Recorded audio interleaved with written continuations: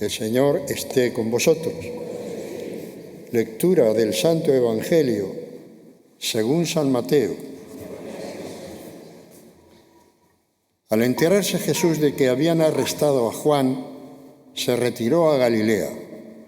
Dejando Nazaret, se estableció en Cafarnaúm, junto al mar, en el territorio de Zabulón y Neftalí, para que se cumpliera lo dicho por medio del profeta Isaías. Tierra de Zabulón y tierra de Neftalí, camino del mar, al otro lado del Jordán, Galilea de los gentiles. El pueblo que habitaba en tinieblas vio una luz grande. A los que habitaban en tierra y sombras de muerte, una luz les brilló. Desde entonces comenzó Jesús a predicar diciendo: «Convertíos, porque está cerca el reino de los cielos». Pasando junto al mar de Galilea, vio a dos hermanos, a Simón, llamado Pedro, y a Andrés, que estaban echando la red en el mar, pues eran pescadores. Les dijo: «Venid en pos de mí y os haré pescadores de hombres». Inmediatamente dejaron las redes y le siguieron. Pasando adelante vio a otros dos hermanos, a Santiago, hijo de Zebedeo, y a Juan, su hermano, que estaban en la barca repasando las redes con Zebedeo, su padre, y los llamó. Inmediatamente dejaron la barca y a su padre y los siguieron.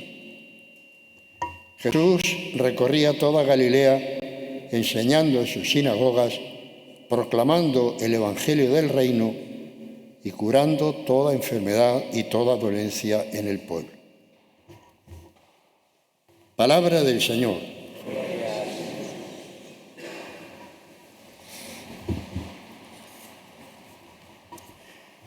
En los domingos anteriores, desde Navidad, hemos ido recordando lo que llamábamos las epifanías del Señor, las manifestaciones del Señor.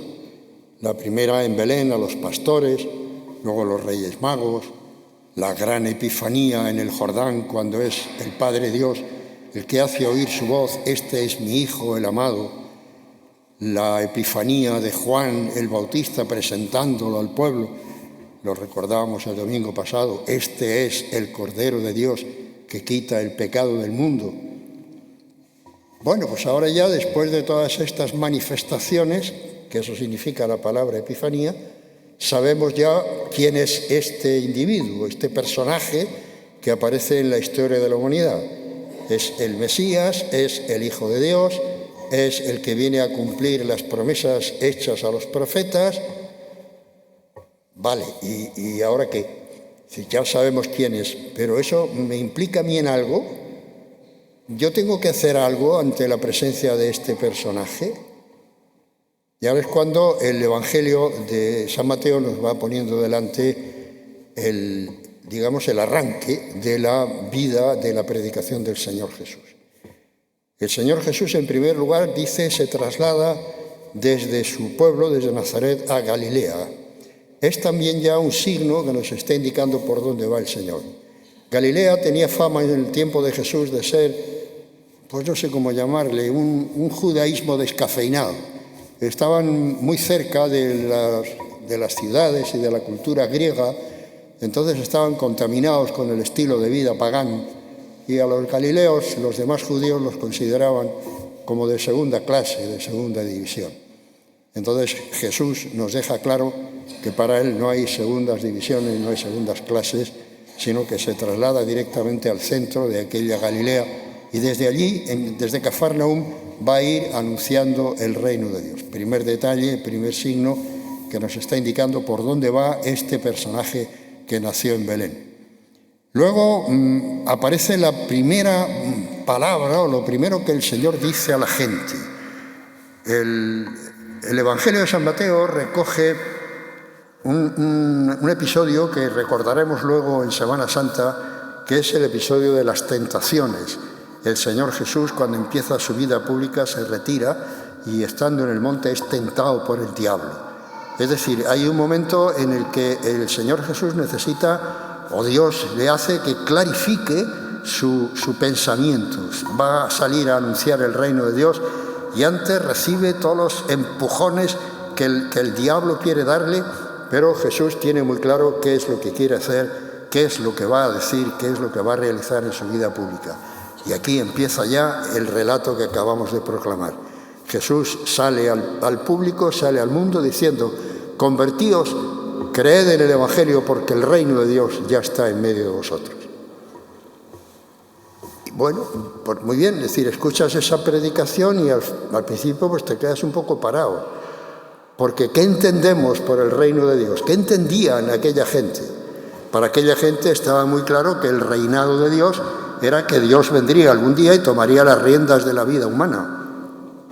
La vida de los seres humanos tan contaminada por el pecado, por el mal, por el rencor, por el odio, toda esa historia de sufrimiento de la humanidad, será finalmente cambiada, será finalmente transformada por la presencia del enviado de Dios. El Mesías vendrá y cambiará todas las cosas. Ya Isaías anunciaba que cuando el Mesías llegara, el lobo pacerá con el cordero, el niño meterá la mano en la cueva de la serpiente. En fin, ya lo recordáis todo el texto de los profetas. Cuando Dios se haga presente en la historia de la humanidad, todo será distinto.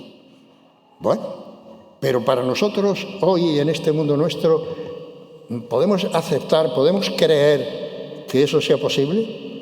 En este mundo nuestro que está tan complicado, más que estaba en los tiempos de Jesús, ¿nosotros podemos entender que la presencia de este enviado de Dios puede cambiar y transformar el mundo? La primera condición que pone Jesús valía entonces y vale ahora: convertíos. Es decir, lo que necesitamos es hacer un cambio. ¿Recordáis? Lo hemos comentado alguna vez, como la palabra penitencia, la palabra cambio, en griego se traduce por metanoia. Metanoia significa cambio de mente, coger la manera de vivir, la manera de pensar y darle la vuelta. Es lo primero que tenemos que hacer si queremos entender el mensaje de Jesús. Si nos planteamos el mensaje de Jesús con las categorías humanas, la categoría del poder, la categoría del prestigio, la categoría de la influencia, la categoría de, de la belleza, del sexo, todo eso que es válido, que es importante en nuestro mundo. Si cogemos el mensaje de Jesús y pretendemos entenderlo con estas categorías, no entendemos nada. De hecho, llevamos ya milenios con la predicación del Señor Jesús y hemos cambiado, ciertamente, en algún momento, en alguna cosa, pero no hemos cambiado desde dentro, desde lo más profundo. Entonces, la conversión lo que supone es un cambio de mentalidad. Más aún, la conversión supone un cambio de ser. Tenemos que ser algo distinto. ¿Recordáis la conversación de Jesús con Nicodemo? Cuando le decía Jesús a Nicodemo: hay que nacer de nuevo. Y Nicodemo, que como una persona racional, dice: ¿cómo puedo yo ahora volver a nacer? No, tienes que nacer del agua y del espíritu, pero hay una manera de ser completamente distinta. Ya no se trata de una manera de actuar, de una manera de pensar, sino que tengo que ser yo y hacer que sea de otra manera mi propia personalidad, la sociedad en la que vivo, el mundo en el que estoy, tiene que ser de otra manera. Por decirlo de una manera que podamos entenderlo, para que el reino de Dios funcione, tenemos que ver el mundo como lo ve Dios. Cuando intentamos mirar el mundo como lo vemos nosotros, con nuestras categorías humanas, no funciona. Para entender el mundo tenemos que verlo como lo mira Dios. Y la primera mirada de Dios es una mirada de amor. Tanto amó Dios al mundo que nos envió a su Hijo. La razón de que este individuo se haya hecho presente en nuestra historia es que Dios amó al mundo, ama al mundo, ama al mundo grande y ama a mi mundo, me ama a mí. Ese es el primer punto que hemos de tener claro. Cuando queremos mirar al mundo con la mirada de Dios, tenemos que mirarlo amándolo, no rechazándolo, no combatiéndolo, no imponiendo nuestro criterio, haciéndolo nuestro y metiéndolo en nuestra vida y sintiéndolo como cosa nuestra.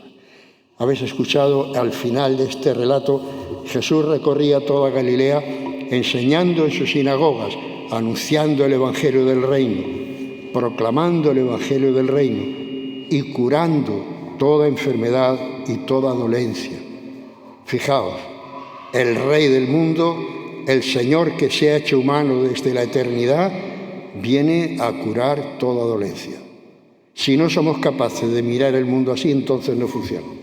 El cristianismo solo funciona donde se mueve por amor, entregando la vida. Lo acabáis de oír en el relato de la elección de los primeros apóstoles. Pasa Jesús a su lado y le dice, seguidme. Abandonando a su padre y a las redes, abandonando su vida anterior, se van con Jesús y empiezan a vivir una vida nueva, un estilo nuevo, un ser nuevo, una manera de ser nueva. Esto lo han hecho los santos y lo siguen haciendo mucha gente dentro de nuestra comunidad cristiana. Yo pensaba esta mañana en compañeros míos misioneros que se han dejado su casa, su familia, sus padres, su mundo y se han ido por ahí, por el ancho mundo, a anunciar el Evangelio del Reino y a curar toda enfermedad y toda dolencia. Y funciona. Donde quiera que ellos se hacen presentes, allí el reino de Dios empieza a funcionar. El reino de Dios empieza a mover sus engranajes y empieza a moverse y a ponerse en marcha. Ese es el proyecto de cada uno de nosotros. Inalcanzable, seguramente. Por eso lo hemos dicho más de una vez, el cristianismo es una utopía.